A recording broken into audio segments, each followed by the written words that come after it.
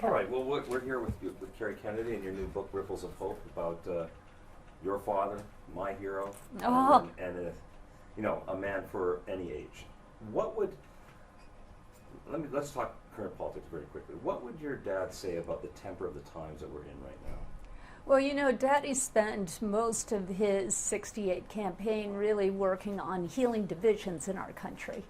And so I think that he'd be dismayed at not only the divisions that are in our country today, but the exploitation of those divisions for political gain.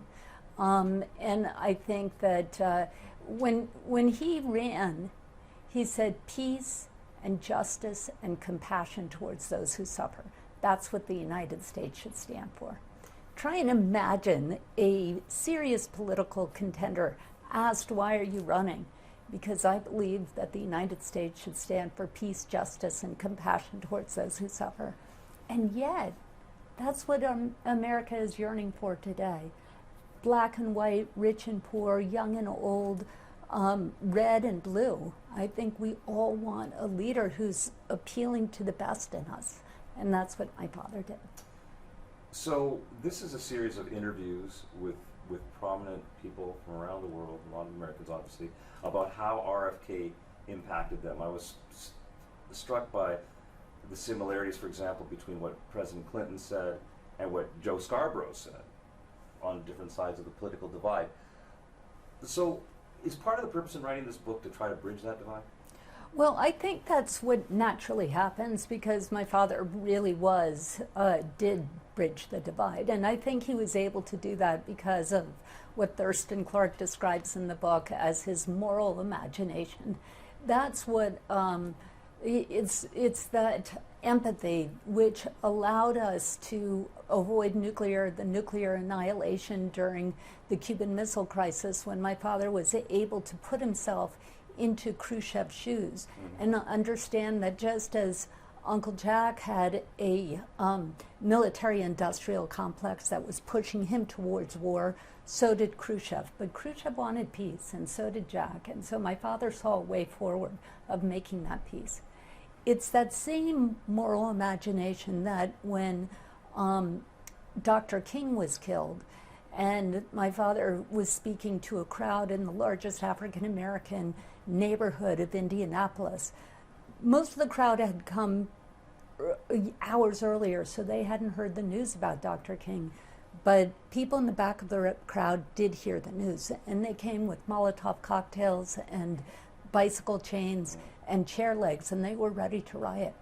And Daddy said, for those of you who are angered and tempted towards hatred by the injustice of this act, I can say that I know that feeling because I had a member of my own family killed.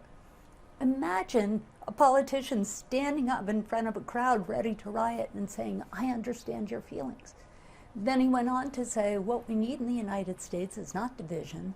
What we need in the United States is not violence and lawlessness, but a sense of compassion towards those who suffer in our country, whether they be black or they be white. That's why Indianapolis did not burn that night, while 125 other cities across our country went up in flames. We need that voice now, and we need that message now, and that's what makes this book not about something that happened 50 years ago, but about what's happening today and what we need to address in the next 50 years so that our children and grandchildren can live in a peaceful world.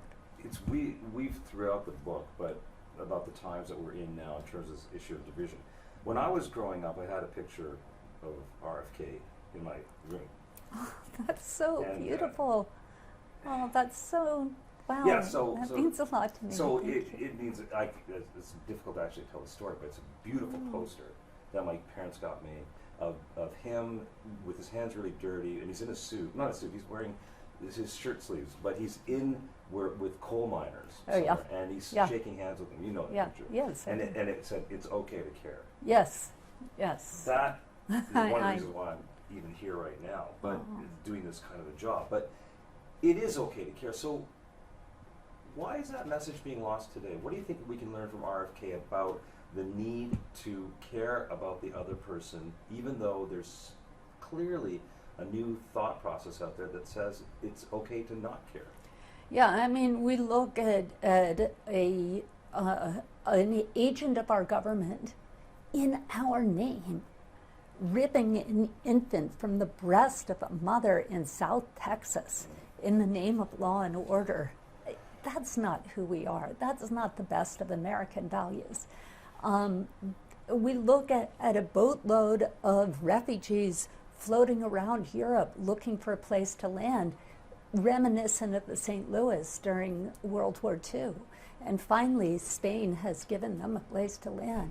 But that's not who we are. That's not we at our best. And I think that my father's message is really about bringing people together and saying we care. I think that what made him so appealing is because he called forth the best in all of us. He appealed to us when we are at our very best, and that is something that's so much more powerful than anger and rage and hatred, which is what's being exploited today for political gain. Hey, if you like that video, be sure to subscribe to our ABC7 Chicago YouTube channel.